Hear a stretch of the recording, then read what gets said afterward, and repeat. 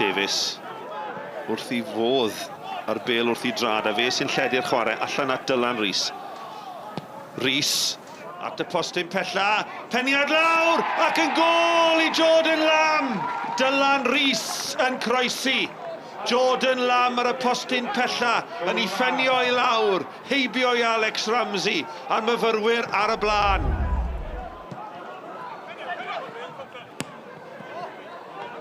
Bas o'r cefn tuag at Will Evans, Evans i mewn, mae'n drosedd ac ife Caerdydd coch yw wir. Griff John yn troseddu, Evans gafodd y cyffyrddiad cynta.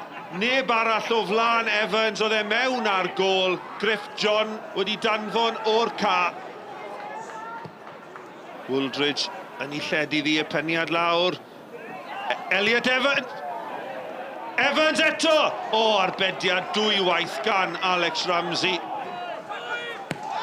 Hir gan Lewis tuag at Will Evans. Evans, mae drwodd ar gol Will Evans! O, am arbediad ragorol gan Alex Ramsey.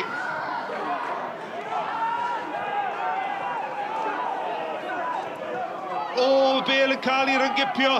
Will Evans! Oh, unwaith eto, mae Ramsey yn arbed. Rhagorol gan Ramsey.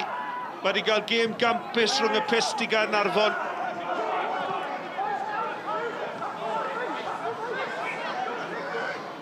Rhys yn dwy'n y bêl. Wedi parhau ei rediad yn derbyn y bas gan Lamb mewn i'r canol.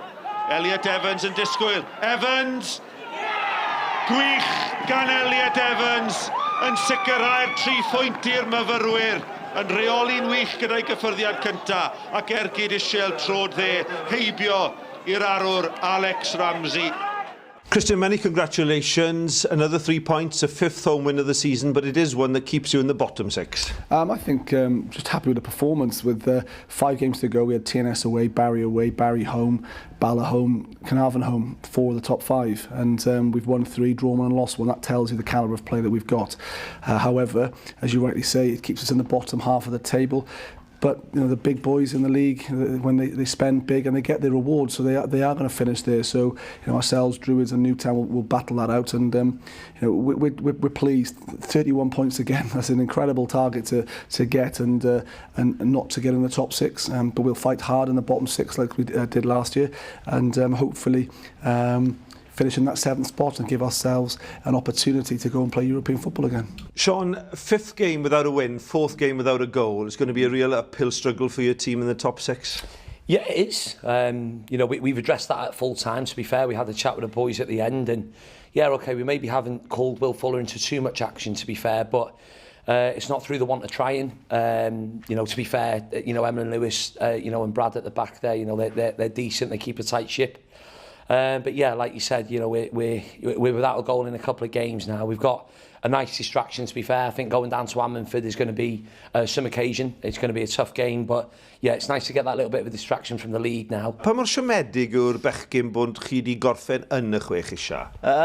O'r ni'n eitha siomedig, ond fel chi'n gallu gweld o tymor diwetha, nath Met gorffen yn y 7th tafle a cyrraedd Ewrop trwy hwnna. So na, gobeithio gallwn ni cario ymlaen a wneud yr un peth to. Gêm fawr nos Wener yn erbyn Rhyd Aman, efallai chi fydd y marcio Lee Trundle. Beth yw'r cynlluniau? Da i wedi sôn llawer amdano fo ar y funud, mae'n beryglus efo'i brofiad, ond da ni'n edrych ymlaen i'r sialens a gobeithio yn symud ymlaen i'r rownd nesaf.